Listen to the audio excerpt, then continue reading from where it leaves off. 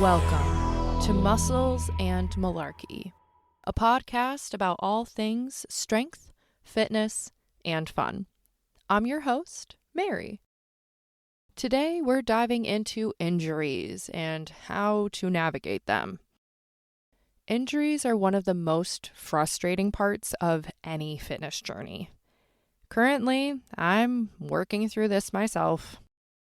Recently, I had 2 bad back flare-ups within a month of each other, at the beginning of November and at the beginning of December. As I write this, I'm 5 days post-flare-up, and while I'm doing okay, it's been a challenging process. Let's talk about injury mechanisms, prevention strategies, and how to approach recovery. Because honestly, after I had my back flare-up, I went on the internet and I tried to find a good podcast episode about how to manage and approach recovery from the perspective of someone who had just had an injury. As I record this, I am 7 weeks post-injury. So I think what will be interesting about this is seeing some of the mindset things from being 5 days post flare-up and having the hindsight and the reflective clarity at 7 weeks post. Your mindset is really important when it comes to injury management because it's very easy to just get caught in a negative thought spiral and cycle. Write this down, underline it, all caps. Don't panic. Listen to your body. It is not broken. It is signaling that something needs attention. I did not follow this advice during my recent flare-up, and it really freaked me out. I messaged my rehab person, and I was crying because I was so worried that I did something really bad and that I was broken. I didn't listen to my own advice. So like me to me, underline that, capitalize it, write it down, because staying calm can make all the difference. Why do injuries happen in the first place? Well, injuries often occur when we push past what our bodies can tolerate. This can happen in several ways. The first one, which is most common, people tend to think of this initially, is ego lifting. Picture this. A high school freshman wants to bench 315 pounds to impress his friends. He loads up the bar without proper progression, attempts the lift, and boom, gets stapled to the bench. Sound familiar? Ego lifting happens when we try to lift weights we want to lift but haven't yet worked up to. Remember from season 1 when I talked about loading 225 pounds onto the bar to try and squat it? That was ego lifting. I'm really lucky I didn't hurt myself more than half scalping myself. The second reason why injuries tend to happen, poor form. Now, ego lifting often goes hand in hand with poor form, but let's clarify.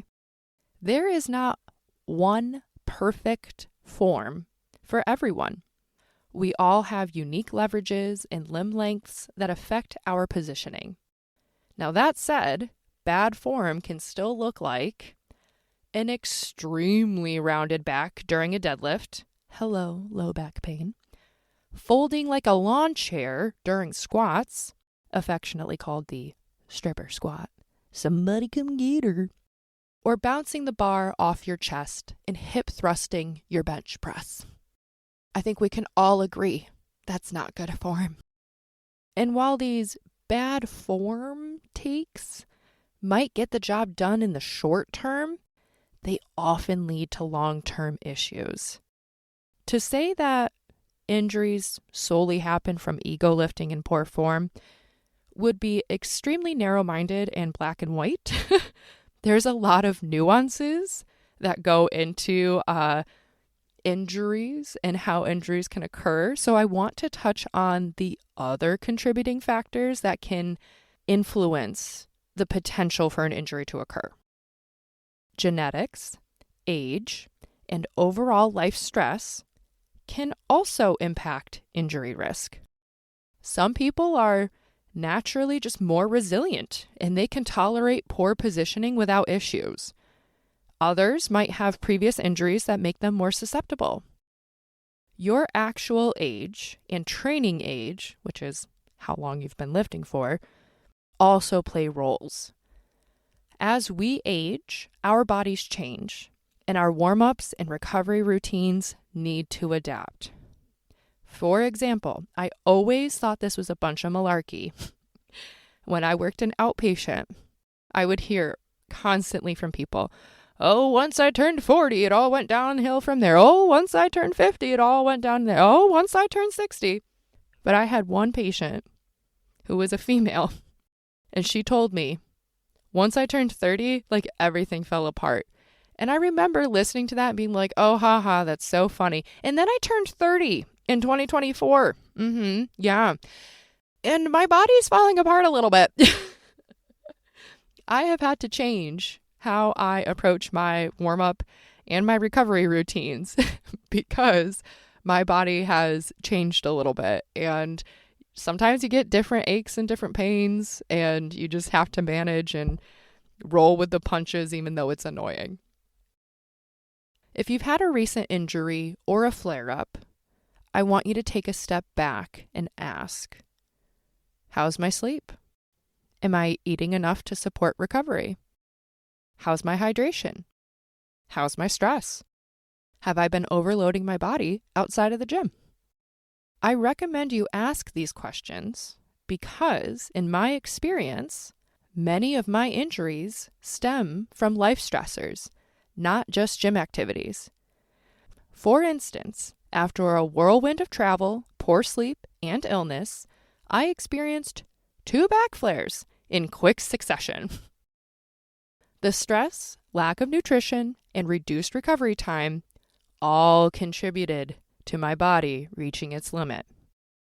Let me put this into perspective. When I flared my back up in the beginning of November, it was after I'd done all this traveling. I had gone down to Maryland to handle Emily. I flew to Alabama with my husband to celebrate our 2nd wedding anniversary, and then I turned right around and drove down to Washington, D.C. to spend Halloween with my friends. And then I came home after not deadlifting for about 2 weeks, and my coach programmed a set of 6 for me, like a low RPE at 265 pounds. And when I was doing those reps, they felt wonderful. They looked good. My form was not shitty. I was maintaining RPE, and I wasn't being an asshole. And when I finished, my back was like, what is you doing? And I'm like, what? Why? Why are you talking to me like this? And it's like, I'm bothered. And I'm like, why? Everything felt fine. And my back said, well, dumbass, because you haven't been moving in these movement patterns for 2 weeks. And you sat a lot to drive and to fly and to drive again. What did you think was going to happen? Well, I thought everything would be fine. But my back said no. And that's me having to adapt to where I am in my actual age and my training age. Because sometimes, as you get older, you might need a little bit more lower intensity getting back into training after 2 weeks. Like, don't feel like you have to hit the number that your coach prescribes you. And that's not to say anything about my coach's programming. The weight felt good. I just think it was too much. It was just too much for me after having 2 weeks off, and then essentially I just jumped right back into it. I didn't recover enough. I wasn't doing my mobility. My body was just beat up. It would be essentially like, hey, I want you to go and be really stressed out for 2 weeks, and then I want you to sprint a mile. Oh yeah, you could probably do it. You could get through it, and your body would be like, oh, I'm not happy about it, during the fact. And then once you were done, it'd be like, yo, you just destroyed me. Why would you do that? Let's say you just had a flare-up, an injury, and you're like, well, what the heck can I do? What should I do? Should I just not go to the gym? Should I just avoid it? No, don't do that. Please don't do that. Unless you broke something or tore something, the most important thing for you to do is move within a comfortable range, a tolerable range. Find positions that relieve your pain. For me, lumbar or low back extension while lying on my stomach felt great. I was like, oh, okay, this is a relieving position. Once you find a position that helps, try to do these movements every couple of hours after the initial flare-up. Focus on gentle movement and avoid total and complete rest. If you rest too much, you become stiff, and then it just makes it harder to move. So with my back flare-ups, I try and do the low back extensions, either lying prone or in standing, just to get some good movement within that space and keep that joint space nice and mobile, keep my muscles nice and like lubricated, okay? Once you're mostly pain-free, ease back into your routine. Try and just reintroduce basic body weight stuff. Like, these workouts are not going to be barn burners. They're going to be about reacclimating your body to exercise. As a therapist, when I'm working with patients, I don't want your pain to get above a 4 out of 10. If it gets higher than that, ideally, I would want it to come back down within 24 hours. If it doesn't come back down in 24 hours, then that was too much. You pushed your body too much. That's what I recommend for people in the clinic. If you're somebody in the gym and you want to continue training and you just flared up your back, there are 4 key training variables that you can adjust. First one is volume. If you're dealing with tendinitis or similar overuse issues, reduce the number of exercises or reps targeting that affected area. For example, let's say you have some knee tendinitis going on, and it really bothers you to do a lunge or a full range of motion squat. So what you can do is minimize the amount of exercises that require you to get into a lunge position or a full range of motion squat position. Reduce the number of exercises or reps with that.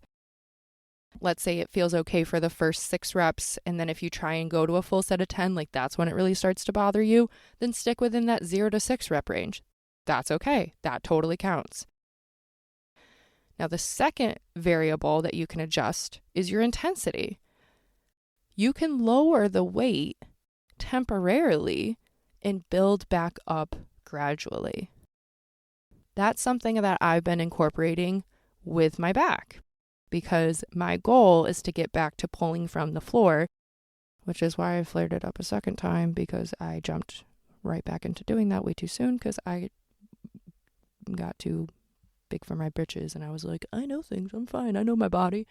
And then my body said, bitch, no you don't. But we lowered the weight for my deadlifts, and slowly but surely we've been building back up. I did a set last week at 195 pounds, and it felt great. The third training variable that you can adjust is frequency. Now, let's say your recovery is really, really poor, and that was a big factor into why you had this flare-up or this pain, this discomfort. It can be advantageous to cut back 1 or 2 workouts. If you work out 5 days a week, you can drop down to 3 to 4 times and still make progress, but that allows you to recover better. It gives you more time to recover. The fourth variable you can adjust is range of motion, or ROM, R-O-M. Modify your exercises to reduce strain. For example, to go back to that knee tendinitis thing, if it hurts for you to do full range of motion squats, then move within the range that feels comfortable. Switch to box squats above parallel, or use supports like bands. Even small movements are important. Don't do too much too soon. Pointing at myself here, I made this mistake.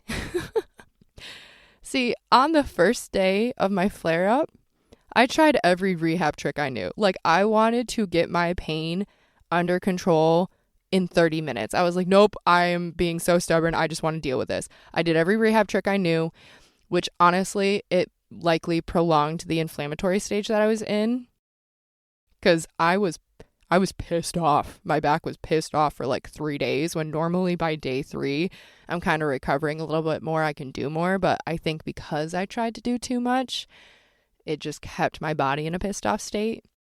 So it's okay to let your body piss off and spend some time on the couch. As I say at work all the time, there is a fine line between doing too much and not enough.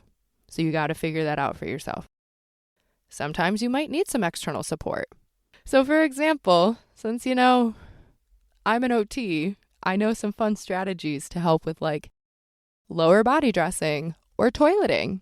And sometimes you need a little external support. Like going to sit down on the toilet can require creativity during a flare-up, where I was holding on to my sink and holding on to the wall and trying to just like keep my body, my trunk totally upright and just like sit down straight. That frickin' sucked. That sucked. Not being able to go to the bathroom without pain frickin' sucks. And finally, reach out to a rehab professional. If you are dealing with a chronic or nagging injury, meaning it's lasting over 6 weeks, and you've already adjusted your training variables like frequency, intensity, and range of motion, it's time to consult a professional. A good rehab professional can guide you through recovery. And if you need help finding someone, please feel free to reach out to me. I know trustworthy providers both locally and remotely.